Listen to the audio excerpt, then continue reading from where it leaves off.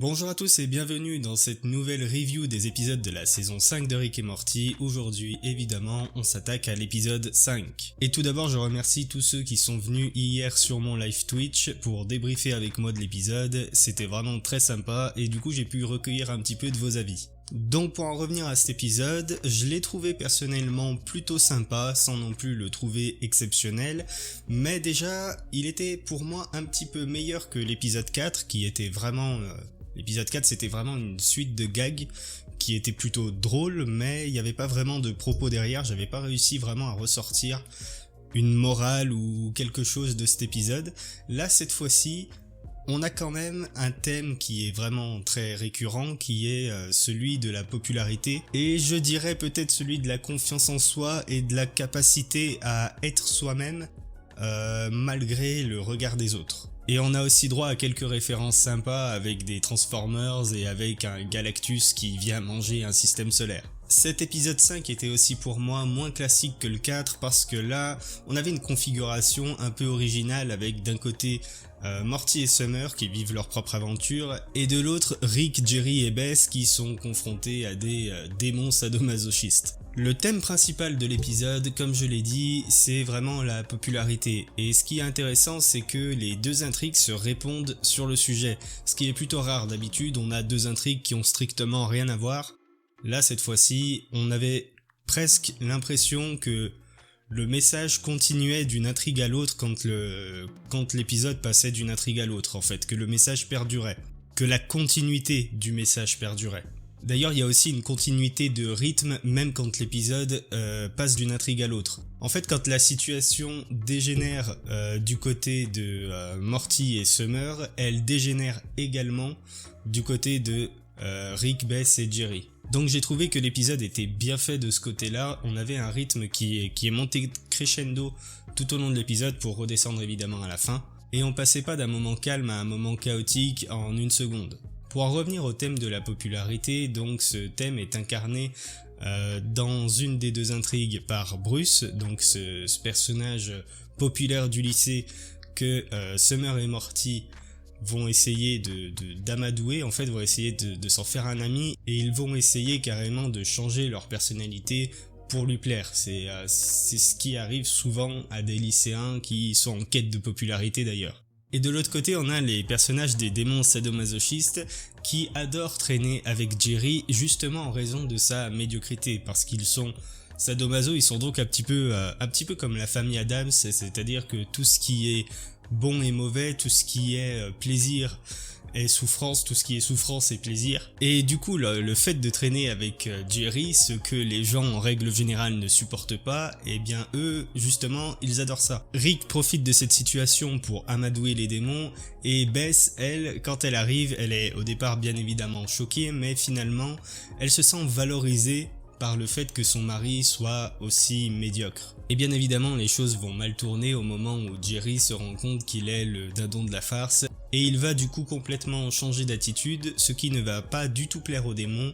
Les démons vont se mettre à massacrer des humains, et ils vont enlever Jerry pour l'emmener en enfer.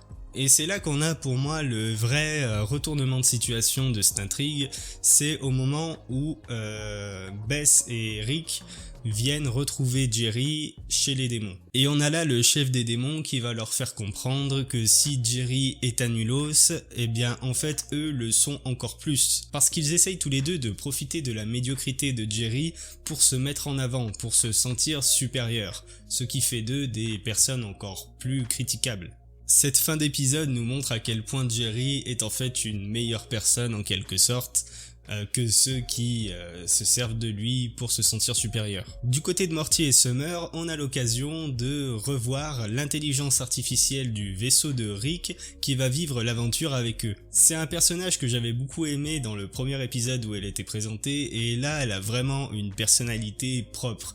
Elle a même des envies, de vivre des aventures encore plus folles que celles qu'elle vit avec Rick, donc elle a une personnalité quand même assez particulière, et du coup elle se servira de Morty, Summer et Bruce pour pouvoir partir à l'aventure. Au cours de ses aventures, elle rencontre un Transformers qui la prend également pour un Transformers alors que ce n'est qu'un vaisseau et elle va vouloir le séduire, mais elle n'est pas un Transformers et elle pense du coup n'avoir aucune chance. C'est alors que Bruce va lui suggérer de se faire passer pour un Transformers et là on voit vraiment que Bruce est une personne qui essaye de changer les gens, qui essaye de leur faire devenir d'autres personnes, qui essayent de faire en sorte qu'ils ne soient pas eux-mêmes. Il le fait d'abord involontairement avec Morty et Summer, parce que Morty et Summer ont décidé d'eux-mêmes de changer pour essayer de plaire à Bruce, alors que lui n'avait rien demandé, mais il le fait volontairement avec le vaisseau.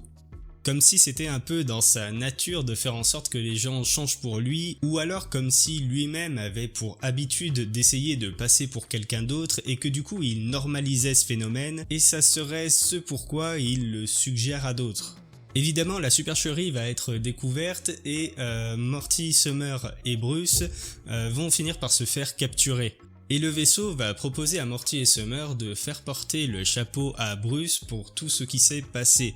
Et finalement, Morty et Summer vont refuser la proposition, ils vont considérer que ce sont eux qui sont responsables d'avoir fait des erreurs pour avoir essayé de plaire à Bruce. Et du coup, on a une morale qui se dégage de cette scène et qu'on pourrait résumer par « il vaut mieux rester soi-même plutôt que de faire des erreurs pour plaire à quelqu'un d'autre ». Tous ceux qui au début de l'épisode étaient considérés comme populaires, c'est-à-dire Rick, Bess et Bruce, sont tous les trois complètement redescendus de leur piédestal à la fin de l'épisode. Pour conclure, je dirais donc que contrairement à l'épisode 4, l'épisode 5 était plutôt cohérent dans son thème et très sympa à suivre de ce côté-là. L'épisode 4 partait beaucoup plus loin dans son délire et il était peut-être un peu plus drôle dans l'ensemble, mais personnellement je préfère les épisodes comme ça. Niveau évolution de personnage, on retiendra quand même la valorisation de Jerry tout au long de l'épisode, et peut-être la dévalorisation au contraire des personnages de Rick et Bess. Quant à Morty et Summer, ils ont appris à ne pas faire tout et n'importe quoi, simplement pour être appréciés d'une personne censée être populaire, alors que cette personne ne l'est finalement même plus à la fin. Et bien voilà tout ce que j'avais à dire sur cet épisode, je vous remercie de l'avoir regardé jusqu'à la fin, je vous rappelle que vous pouvez me suivre sur Twitch, je ferai un live du coup toutes les semaines pour parler de l'épisode de la semaine, donc le prochain aura certainement lieu mardi prochain, tout simplement, où on parlera du coup de l'épisode 6, qui sera sorti lundi. Vous pouvez aussi rejoindre mon Discord où on pourra discuter également de Rick et Morty, il commence à y avoir quelques personnes et merci à vous de l'avoir rejoint, ça fait vraiment très plaisir. Pour terminer, n'oubliez pas de vous abonner, de laisser un pouce bleu ou un commentaire et je vous dis à très bientôt pour une nouvelle vidéo sur Rick et Morty.